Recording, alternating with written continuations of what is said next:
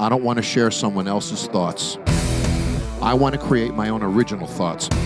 I want to create my own original solutions. I want to look at situations and come up with my own phrasing, my own words, and do it my way. This is the Jon Taffer Podcast. Shut it down! Hello, I'm Jon Taffer, and welcome to the Jon Taffer Podcast. Well, as all you guys know, we moved to monthly podcasts a couple months ago when the production of Bar Rescue began. And speaking of Bar Rescue production, here I am with Jason Santos, Phil Wills, two of my dear friends and Bar Rescue experts. Of course, you know both of them. And we're actually sitting here on the set of Bar Rescue in episode 9. So far this season, we just shot our 200th episode a couple weeks ago, and we're gonna do a very special podcast this week on Bar Rescue, on Phil, on Jason, on the pandemic, on coming out of the pandemic. And guys, we got a lot to talk about. When I come back, I'll be with Jason and Phil. Corey, we got to talk about this company. Big Ass Fans, BAF we call them. They're all over the Vegas airport and restaurants, schools, gyms, military bases, everywhere around here. And it seems like you can't get away from them. And they don't just do Big Ass Fans. They're the best fans for your house and patio. And they even have these evaporative coolers that are perfect for places like Las Vegas and maybe where you are during the summer too.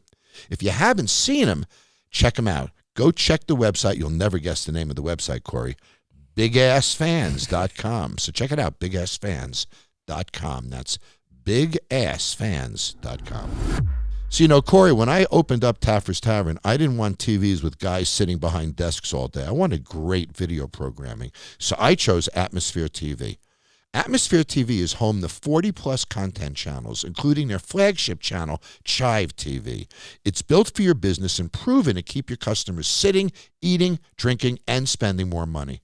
You can find Atmosphere in thousands of bars and restaurants nationwide, and their service remains 100% free for business use. So just text Taffer to 474747 or head over to Atmosphere TV, atmosphere.tv, and use the discount code TAFFER to receive your device 100% free today.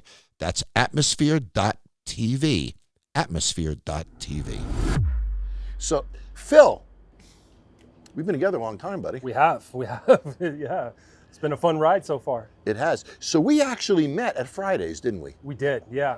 I think you were hosting one of the big events that they had there. The Bartender Championship. Yes, that was it. I was one of the judges. You were. Yeah. And we met there, and we've been working together pretty much ever since. Sure, yeah. It's been, again, thank you for having me, along with the ride and everything. But, I learn so much every time I'm on the show, and I am an expert at what I do, but everything that you do is something that I just always gather on. So I appreciate all the knowledge that you share. Oh, thank you, buddy. Yeah. Where did you make your first drink? Probably in my mom's liquor cabinet, I think. When you were about 12? Sorry, Mom. Did you ever get sick on alcohol when you were young? Yes, yeah, absolutely. I wasn't a big drinker in high school. I was in sports and everything like that, so I didn't drink then. But I think when I got into my young adult years, I had 44 shots of kamikazes. 44. Really? Yeah, and I woke up from it the next day, but I don't remember anything that happened. After the 12th or 13th, you sort of faded out. Wow. Yeah, don't ever drink that way. Don't ever drink like that, guys. It's like not you good. woke up. Yeah, Pretty bold. No kidding. Pretty bold. Yeah. So now you got a great company. Yeah. And we work together with Taffer's Tavern. So Jason, when I wanted to put my beverage program together, I reached out to Phil and we collaborate together on that. And you travel around the world. You've been down in Latin America. I know you've been around the world. And how does the pandemic affect the business? Well, it's probably one of the hardest hit industries has been our industry in hospitality. Yeah. And, being a consultant, it's a little bit different because we get paid when people are open and business is going. So as the businesses started to shut down, all of our clients had to put a pause on their contracts. Yeah. And, I think that in business, you always have to pivot and you have to make a smart switch. And so what we started doing is working with a lot of commodity boards and working on a lot of just national type of campaigns where we're developing drinks and developing programs. And we had to make a switch with how we were going to come out of the pandemic and what our clients were going to be looking for.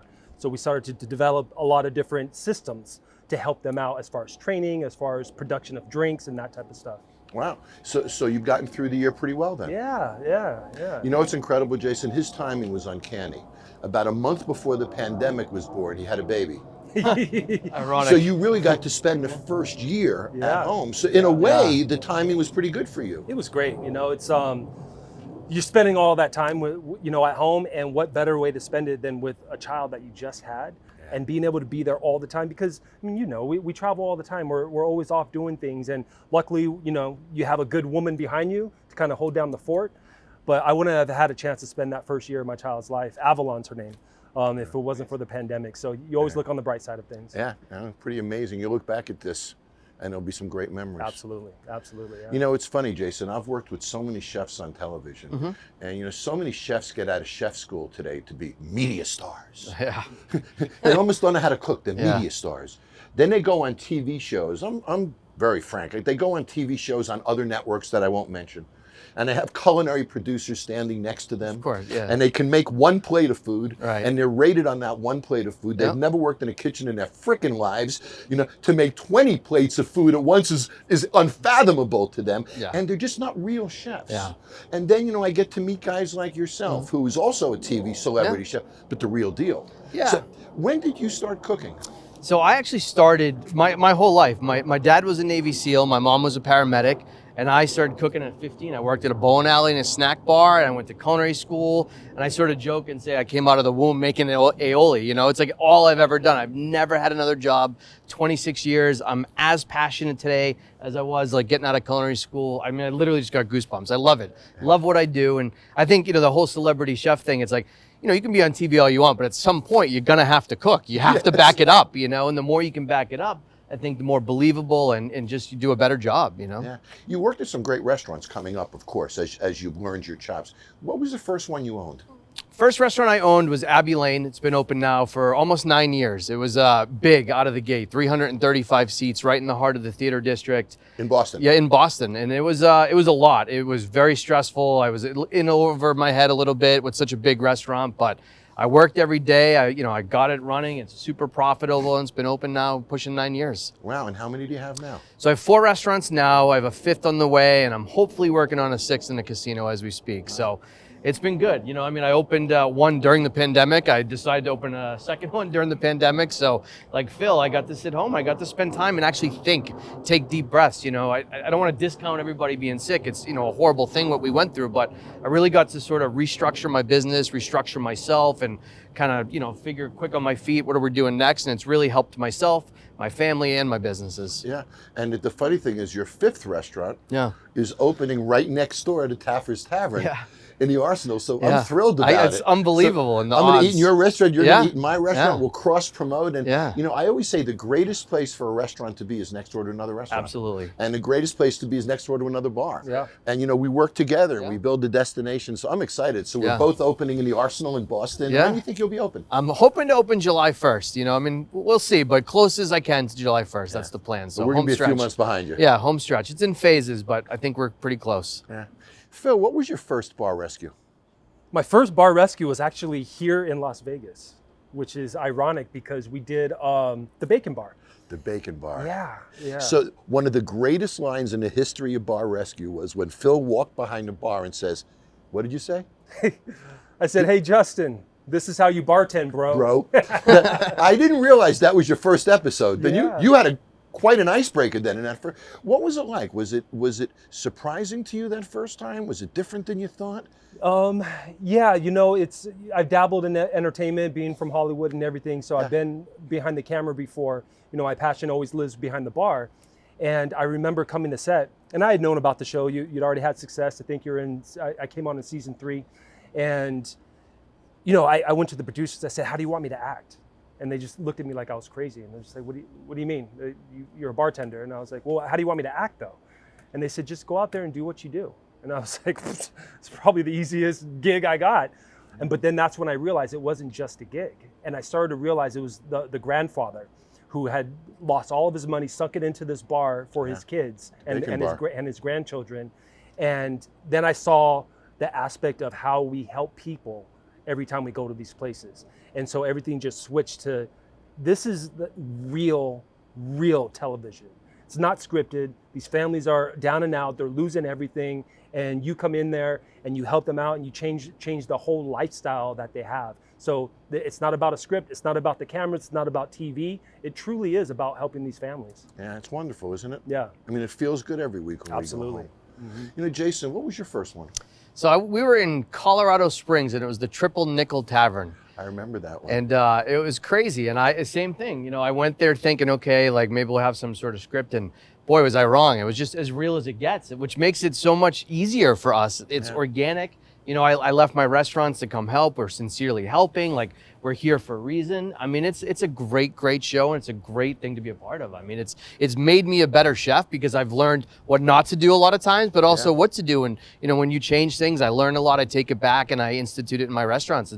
It's helped my business. Yeah, you know, it's interesting. I've learned so much from watching people's mistakes. You know, in our real lives, guys, we're taught this is what you do for success. These are the blocks of success. These are everything is about success. We come to Bar Rescue, we've seen more failure than just about anyone. Right. And think of the lessons. I mean, Phil, if you think about it, you know the words of failure. You know the phrases of failure, the walk of failure. We saw it today, right inside the bar, which we can't tell you which one it is, but inside the bar that we're working on today, you know, we saw that failure.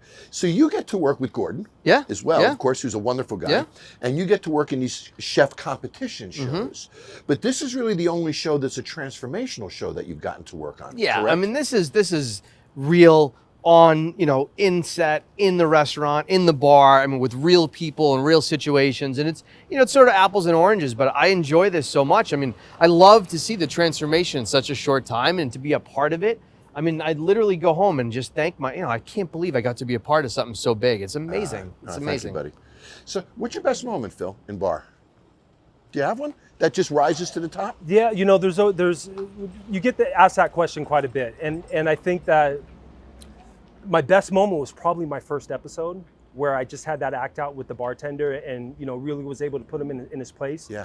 But I think my favorite bar that we ever did, we're in Long Island, New York, and it was like an underage club into this old speakeasy. With the wall that turned. Yeah, with that fake garage door. Yeah. And, you know, we don't often get to put in some dynamic, really out of this world cocktails. And this one was dynamic out of this world because we were doing like true crafting of a speakeasy. Yeah, that was a fun bar. That was good. It was a body shop, Jason, and there was no door into the bar. But when you pushed on the wall, the entire wall opened. And then you walked into the speakeasy. It was a cool bar. Yeah, it was that awesome. bar caught on fire and burned down. I heard, and you know what else? Actually, on social media, the head bartender for that place ended up buying that bar after it had caught on fire and burned down, and rebuilt it, and then it caught on fire again. Really? And he lost everything. Jeez. Yeah. Unbelievable. So bad. Do you have a moment that's your best? You know, I have a lot of moments, and they often will top each moment as we go along this journey. But I think Pineapple Hill Saloon was a big one. I remember the lady was recovering from breast cancer, and she was really fighting for her life there. And to be a part of something that you can sincerely help someone who's, you know, just stumbled on bad times. I think we see on the show, there's people that just don't know any better, but there's people that just have had, you know, the worst of luck, bad times. And especially now during this pandemic, I mean, this is really meaningful and more so than, you know, all of them. I mean, they're all a big deal, but this is like really helping people. Like they're at their rock bottom. So we've gotten to do a couple of episodes each this season. How is this different for you this year, Phil? Oh, well, I tell you, you know, there's so many restrictions, and I was, be quite honest, I was nervous coming into the season when I got asked to be on it again because of COVID. Vaccine hadn't rolled out yet. You know, they were just starting to get to a point where it was going to be rolled out. So I was talking with the production crew, and I said, how safe is it going to be? You know, what are the protocols you're doing just to protect your crew? And that checked all the boxes, you know? And then coming into it, it's so different because a lot of these bars are down on their luck, not because they were totally failing before the pandemic, but the pandemic just crushed them. So it's about how do you deal with the pandemic currently now, and how do you slowly pull out of it? And I think that bars across America and across this world are trying to figure that out, and not everybody has it quite dialed in. But I think you're doing an amazing job with this season of giving everybody tips on how to pull out of the pandemic and be successful. And that's what we need to do this year. You know, it's interesting. Normally they resist us. This season, it isn't resistance as much as they're wounded. They're hurt. You know, they're scared to act. They're almost a little paralyzed. And, you know, we have to motivate them and push them in a different kind of way. It's not as tough love. Now, this guy got some tough love today. Wait till you guys see this one. But we won't tell you which one, but there was a lot of tough love this week. But generally speaking, it's been a softer episode, don't you think? Yeah. I mean, I think the thing is it's relatable. We're all in this together. I mean, we're all in the hospitality business, so we can feel for them. We're just more empathetic. And you know, I've thankfully have done pretty well. I've been really pivoting and stuff, and I can take my knowledge, incorporate it in the kitchen along with, you know, you guys. I mean, this is like the A-team. I mean, for me, it's just to be a part of something so big, really changing lives, but be able to relate more than ever, I think is really important. Yeah, I got to tell you, this season, guys, I've cried a few times. I mean, we had one episode, I'm not sure it was the one that you were in, guys. We had a guy who lost his house 3 months earlier and had been paying his employees straight through. And he's paying his employees, he loses his house, his credit card bills run up. Then Las Vegas opens up at 25% occupancy. He fills the bar at 25 occupancy. We come in, run bartender. While this guy lost his house and ran his credit cards up to pay them, they were stealing from him. So, you know, there's still evil people in this, and there's still people that are misintended, and we're finding that here even. So in as much as COVID took them down, we're still finding those people who aren't committed to the business, you know, who are against the standards that we fight for so much, et cetera. What's your biggest challenge with Bar Rescue? You know, when you go to your restaurants, Jason, you're surrounded by chefs, people that have culinary degrees. Then you leave that world of Gordon and culinary and chef, and then you come here. There's no chefs in our bars. You know, we're typically paying people reduced wages. Sometimes our bartenders are cooking. Yeah. How do you solve that when you're dealing with employees that don't have the knowledge? You know, I've always had this sort of saying that like good is good, regardless of what it is. I mean, I'd rather have a great peanut butter and jelly sandwich than a bad overcooked steak. So I think it's sort of equal for me. It's like if we're cooking simple, we're going to cook the best simple we can do. We'll take the knowledge they have, the technique they have, and we'll just enhance it for them. But you know, it's all good to me. I think good food is just good food, and that's what we try to do here. Yeah, that's a great point. I like that peanut butter analogy. Yeah. I'm going to use that. Thanks. What about you, Phil? You know, we come in here and, you know, also you're surrounded in your professional life of people who are excited, you're there, and, you know, they have knowledge and they want to grow. And then you come here and I throw you in front of people who sometimes don't give a shit. You know, sometimes will tell you to go screw yourself, you know, don't have that passion. What type of a challenge is that for you? Well, it's huge. You know, it's for something that you dedicated your life to and you've been a part of for well over 20 years, to be in a situation with people that, you know, claim to be bartenders. And there's a lot of aspects when it comes to tending bar, and it's not just back there serving drinks, you know. You have to control money, you have to entertain your guests, you have to be on top of things. And, you know, what you guys use in the kitchen, chef, is, you know, mise en place and having everything set in place and having everything look nice. And it's tough to get people in the mindset of understanding that. And they feel like I just need to be back there and be able to pop beer bottles and pour shots. But there's a lot more to it. There sure is. If you want to make it a career, there sure is. Absolutely. What's your favorite drink? My favorite all-time drink is called the Sazerac cocktail. Little New Orleans history. New Orleans, yeah. Tell everybody what's in it. Sazerac is based off of an old-fashioned, so you have your rye whiskey. Traditionally, it was made with cognac or brandy in the beginning. You have your sugar cube or sugar syrup, and then you have Peychaud bitters instead of aromatic or Angostura bitters. Wash the glass with a little bit of absinthe, stir that mixture up over ice, and strain it into the glass. No ice. Don't put ice in there because you don't want to water it down anymore. And then a nice little lemon peel on top to get those lemon oils on top. Don't leave that lemon in the glass. Should just have the cocktail and that's it. Wow. So good. Do you make those at home for yourself? Oh yeah, absolutely. Absolutely. That's something you just sit back and sip on, you know. I always talk about layers of flavors, and you know, with the anise or that black licorice flavor from the Peychaud bitters and the absinthe, and you have, you know, a nice rye flavor, you know, coming with a little bit of saltiness and a little bit of earthiness. You can taste it all. Everything, a little bit of sugar. It's awesome. It's a sipping cocktail. Yeah. Yeah. What's your favorite drink, chef? You know, I'm a little old school. I like a really dirty martini, just a blue cheese olive, kind of a steakhouse guy, getting a ribeye and a nice ice cold martini to start my meal. Man, that's my bliss right there. Shaken or stirred? I like it shaken. I like it really cold. So you like it a lots of little olive bruised? juice. Yeah, a little beat Little up, dirty? a little extra dirty, you know. So you're a blue James cheese. Bond type of guy, huh? You know, I like it real dirty, you know. I mean, I like it, you know. It just reminds me of a good steak, and it's I love steakhouses, and it's kind of my favorite start to dinner. Sure. You know, we all live in different regions now. And I wonder, you know, we're seeing, you know, you're experiencing Boston post-pandemic now, or winding down. You're experiencing, where are you living now? Tell everybody where you live. I'm in Vermont right now, but I'm experiencing it all over the country because, you know, I'm dealing with a lot of different clients everywhere. What's your outlook for the next 6 months? Well, for the next 6 months, I feel like as we open up as a country and we start to build the occupancy inside each location, it's going to be good because we are going to be flooded with people that want to get the hell out of their house and be able to sit at a bar again and meet people and high five and look into people's eyes and have conversations. So I think we're going to be super busy.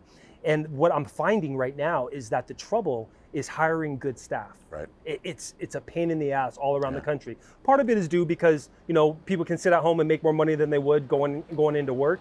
But another part of it is in our industry, especially behind the bar, for over a year, we didn't have a place to go. So what do? We shift. We go into, maybe it's real estate, go into insurance. So we start to shift careers. Yes. So now the new people coming into the hospitality industry are truly new, very green, and we have to focus on that training piece of it to get them up to speed. Yeah, I think that's very astute. I was doing Bloomberg Radio this morning. For those who are watching, this is the busiest week of the year for me because I'm shooting bar rescue and doing media. And I was on Fox and Friends at 5:15 this morning. Can you believe it, guys? Wow. And then I did 16 TV stations in a satellite tour. And then I did Bloomberg. And we were talking about just that, Phil, and how, now the industry is getting going again. And think about this. We're going to lose about 38% of our restaurants and independent bars around the country total. At the end of the summer, I think the marketplace comes back in force. I think we all agree. But let's say the marketplace only comes back 80%. But there's 38% less capacity. Mm-hmm. Boomtown. Yep. No matter how you slice it, it's boomtown. So think about this. You open your restaurant, you buy your food, you buy your drinks, you get your marketing plans together, you clean the place up, you're ready to open, and you can't get your employees. Yeah. And now what's happening is not only the enhanced unemployment benefits are really an obstacle, but when I was on Bloomberg this morning, one of the research reporters was talking about the fact that Amazon is purposely going at hospitality employees. They see it as an opportunity to go at them. The cannabis industry as well is targeting our employees and going at them. So I think you're right, Phil. I think they're spreading out to some degree, but it's a real crisis for us. And if we can't get our employees back, Chef, how do you open that fifth and sixth restaurant? Nothing without them. Yeah. Right. Nothing. So it's a real challenge. What's your outlook for Boston? I'm like cautiously optimistic. I mean, I've already seen a big jump in business now that the weather's getting nicer. Our patio, I mean, one of my restaurants, we do small plates. This past Saturday, when we were here filming, my chef texted me, he said 1,800 plates. It's a record. So things are great, and I hope they stay great, and I hope people embrace, go back out, eat, just help everybody get back in action. And I look forward to it, Yeah. I'm feeling the same thing. Yeah. Our Taffer's Tavern in Atlanta, we're doing record days right now. I mean, record numbers. Yep. And we're running, by the way, about 52% beverage sales, buddy. Oh my gosh. So our campfire cocktail, we're selling over 1,000 a month. People love our beverage program. We knew Taffer's from the Tavern. beginning that was going to be the number one. Yeah, liquor. We nailed that one, buddy. So if you haven't been to Taffer's Tavern and tried the cocktails, you got to do that. They're really, really special. So, Phil, to end this, wind this down, I want to tap into a little advice, a little wisdom from both of you. When you look at the bar industry post-pandemic, what do you think stays as a result of this? How do you think we as operators really are changed by this long term? Well, I think that the people that have been able to survive, they were smart with their money and they started to make cuts and reduce SKUs within their restaurants. Don't want to have a lot of liquor sitting on the shelves. You don't want to have a lot of food. So, it's something that a smart business person will start to cross-utilize, stuff within their restaurant from the back of the house into the front of the house. But I really think a reduction is what we're going to see. And I think that's going to live in a sweet spot where we don't see a food menu that has 30-something items. We don't see an 18, 20, drink menu. We see something that's a little bit more controllable, reduce your SKUs, and keep that overhead low. Yeah, I also don't see 40 draft beers going forward. No. As you and I know from beer demographics, 12 different beers covers every demographic in the country. Yep. So once you go over 12, then it's a luxury situation that's really owner-generated and such. What do you think from a kitchen standpoint is going to change? And let me start by throwing something at you. I think that face masks in kitchens continue. I think so too. I think, hopefully, at least my kitchens, we have very high standards, and I think things have changed, but for the better, actually. I think we're going to come out stronger, better, and I think what's changed now is gone are the days where it's just about food. I mean, I agree 100% everything Phil has said, but I also think it's an experience now. People aren't just going out for food. They're going out for an experience. They want to see stuff. They want to take pictures and all that stuff. So They want to be enveloped. yeah, in it's the a whole experience. thing. So it's like dinner and a show now, and I Yeah. think it's good. And I think it's good for us and it's good for our guests. Yeah, it's interesting. I hear stories of supermarkets putting bars in now in the middle of the supermarket. I know movie theaters are putting in kitchens, and we're looking. So everything is a restaurant now. You go to a supermarket, it's a bar. You go to a gas station, it's a restaurant. You go to a movie theater, it's a restaurant.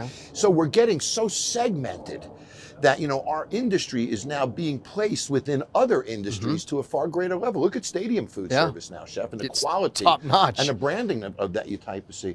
So I think the sanitation things continue to some degree. I see no reason to take a face mask off in the kitchen.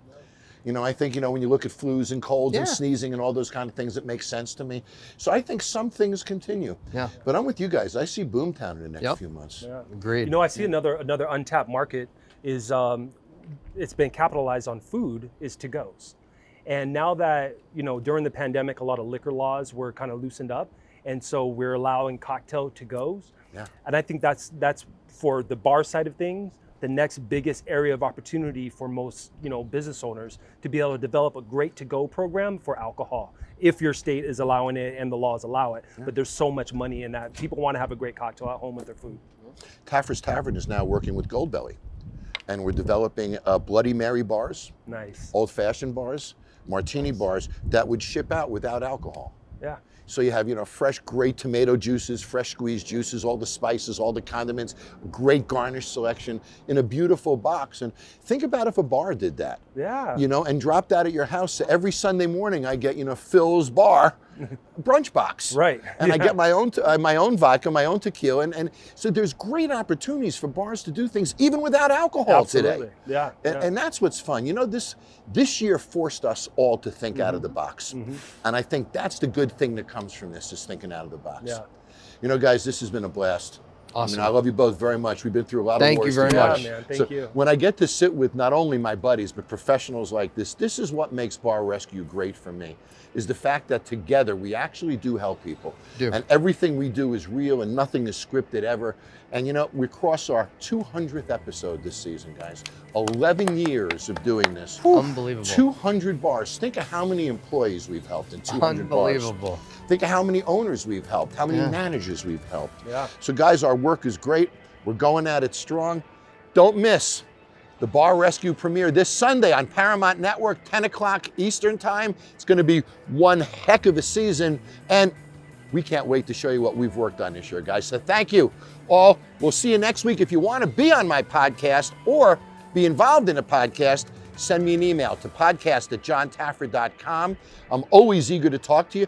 You can also leave a message if you want, and we'll play audio messages on the podcast pretty often at 877-4 I hope you call, I hope you email, and most importantly, I hope you watch us in Bar Rescue Sunday night. Take care, everybody. If you like watching the Jon Taffer Podcast, click here to subscribe for more, or click here to watch the next one.